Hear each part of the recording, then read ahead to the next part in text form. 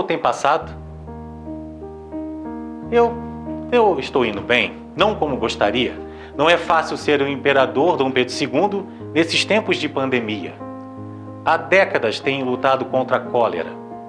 Além da cólera, temos a febre amarela, a varíola, mas a cólera tem assolado ainda muito o império. Estava lendo em meu diário e deparei-me com uma escrita minha, já antiga. É um comentário de 1855. É sobre a terceira pandemia que atingiu o Brasil. Em 1855, foi a cólera morro, que chegou lá, veio lá de Porto de Portugal e atracou lá em Belém. E logo se espalhou para o norte e nordeste até chegar aqui na província do Rio de Janeiro. Perdemos muitos amigos, irmãos, pois essa doença não tem distinção de status, se é pobre ou rico. Alguns amigos meus correram e se isolaram em Petrópolis para se proteger deste mal. Mas decidimos ficar, eu e minha família, para lutar contra esta doença mortal. E íamos aos hospitais para ver como estava a situação das pessoas nos hospitais. Muitos amigos também da área de saúde se contaminaram com este mal. Mas lutamos até o final. Foi um ano de luta. Foi um verão muito quente aquele ano. Mas íamos aos hospitais para ver como estava a situação. Lembro-me que esta doença desidratava muito rápido a pessoa. A pessoa ficava magra, ficava com o olho fundo, a pele meio azulada. Era triste de ver. Lembro-me como se fosse hoje. Minha esposa e a esposa do embaixador da França, Madame de Saint-Georges, faziam roupas e davam alimentos para os doentes, para que nada faltasse, para hidratá-los novamente. Não foi fácil, mas conseguimos salvar muitas vidas na época também. E ainda continuamos nessa luta. Também a quarta pandemia não foi nada fácil lutar contra ela, pois na época da Guerra do Paraguai veio um navio do sul, do Rio Grande do Sul, para a província, e lá também trouxe muito casos de cólera e há muita luta, pois muitos soldados chegaram com essa doença. Eu lembro que foi um navio de guerra de Marcílio Dias que chegou no Rio de Janeiro, na ilha de, se eu não me engano, de Vila Guilhom, aqui na província, e trouxe essa doença novamente para cá. E a população ainda custa entender que precisa se vacinar. Tem um grande amigo que dele o título de barão, José Pereira Rego, o barão de Lavradio. Tem me ajudado desde da metade do século, década de 50 para cá, do século XIX. Um grande amigo. Tem me ajudado muito nessa área de contabilizar, pois há muitos doentes nos cortiços, pois há muitos pântanos, água contaminada, e tudo isso precisamos combater. Estamos investindo bastante, sim. Estamos investindo para que aterramos esses pântanos, hidratar os rios e os cortiços. Os cortiços ainda são um grande problema, pois vivem muito aglomerados e o lugar realmente é insalubre, muito sujo. Temos que averiguar se há algumas pessoas clandestinas no lugar também, pois estão chegando muitos estrangeiros. E para isso, na época, precisamos da força policial para poder dar uma olhada nesses lugares. E nos ajudou muito. Mas muitos, na época, não cumpriram a lei, pois eu luto há muito tempo. Criança, para estudar, precisa ser vacinada para se proteger desse contágio. Há muita luta.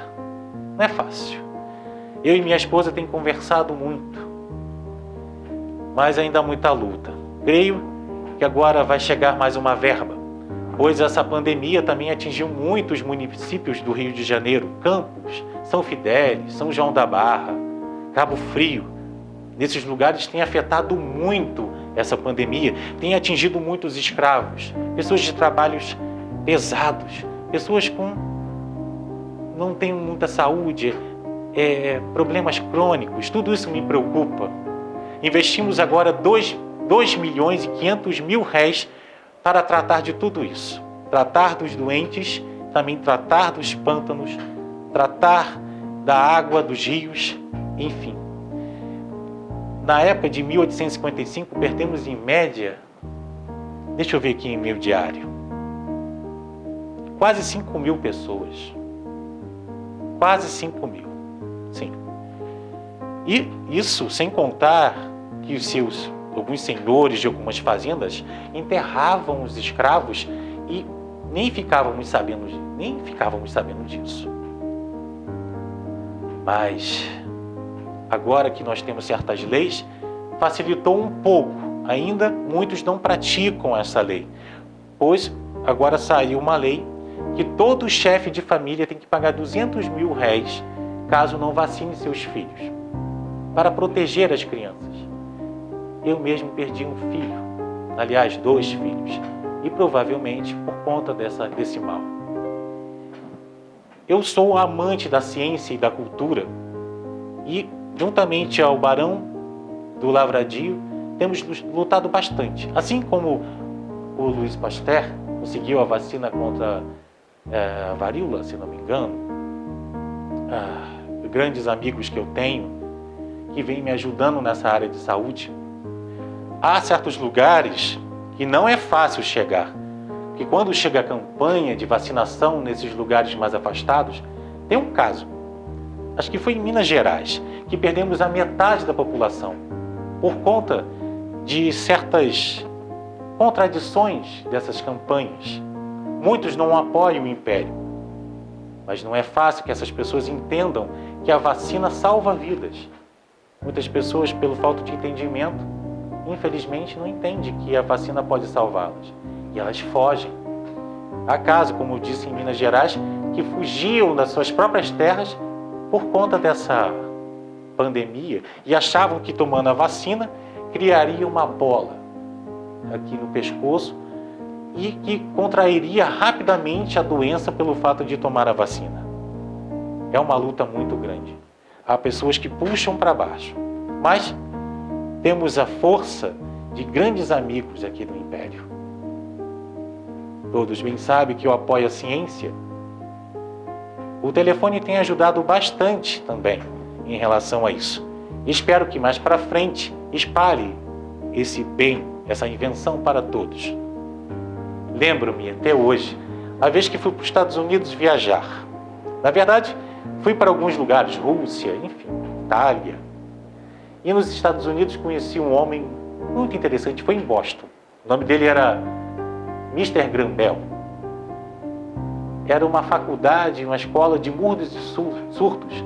E umas 2 semanas depois, tínhamos uma grande feira de invenções nos Estados Unidos em comemoração ao centenário da independência dos Estados Unidos. Que feira incrível!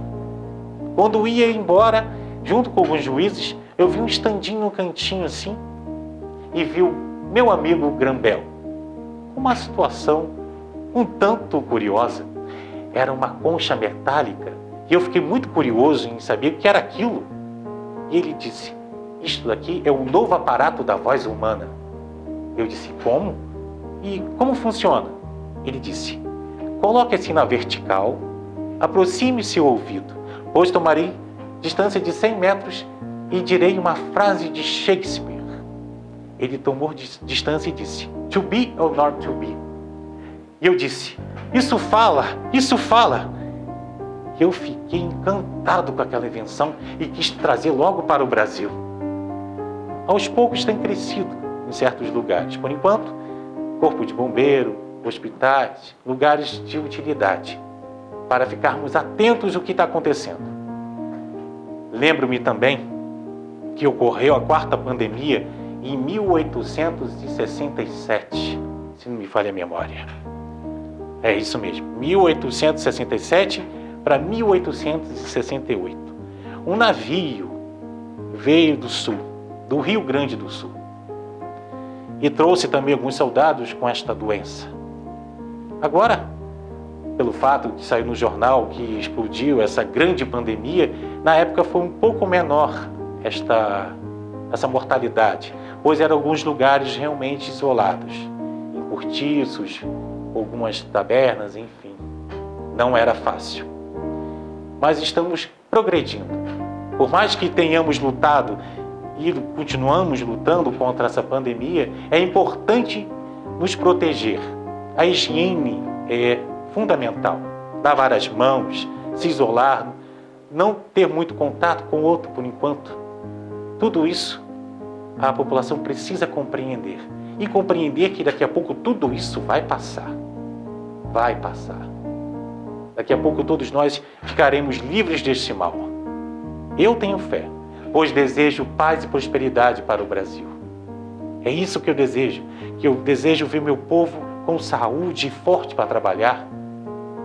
E invisto do meu próprio bolso para melhorar a economia e a saúde do meu povo. Fale-me de Petrópolis. Que saudade de minha terra. Por mais que eu tenha nascido aqui, na província do Rio de Janeiro, sinto-me à vontade em Petrópolis. Gosto muito de ir ficar lá juntamente de minha filha Isabel, a princesa Isabel, junto com seu esposo, com o Didê, ver meus netos, como estão crescendo rápido. Hoje não há só doenças nesse país, há lugares como Petrópolis, uma cidade encantadora. E sonhou o meu pai de ali fazer um grande palácio de verão para acomodar toda a família. E mais tarde consegui realizar esse sonho. Meu pai visitava a fazenda do Padre Correia. Segundo Dona Arcândia, odiava sua visita, pois meu pai fazia certas bagunças no local. Meu pai comprou a fazenda do lado, a de Córrego Seco. E assim, mais tarde, ganhei esta homenagem, cidade de Petrópolis, juntamente ao meu amigo Paulo Barbosa, o mordomo da Casa Real, e Frederic Queller, o Major Queller, que projetou toda essa cidade. Casas que ficam de frente para o rio, pois pensou em toda a parte de saneamento básico da cidade. A primeira cidade a ser arquitetada no Brasil. Fico encantado de ver a minha cidade, de passear por aquelas ruas, cumprimentar o povo. Que saudade! Amo Petrópolis, amo a culinária, a comida. Adoro tomar meu gelato de pitanga lá. E também comer melancia, bananas, manga, frutas que eu amo. Um bom café da manhã e passear com minha esposa. Como é gostoso ir para Petrópolis. Como é bom reencontrar amigos que lá estão. Brincar com os meus netos. Ler histórias.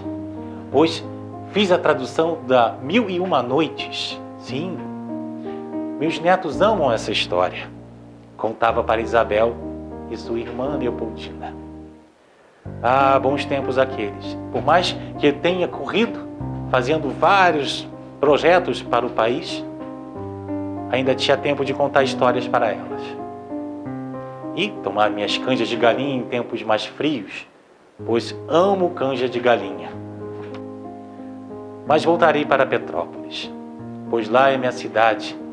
Amo. Estarei aqui firme e forte na província. Mas também irei para a serra para desfrutar e estar junto da minha família. Mas diga-me, conte-me, fale-me de Petrópolis.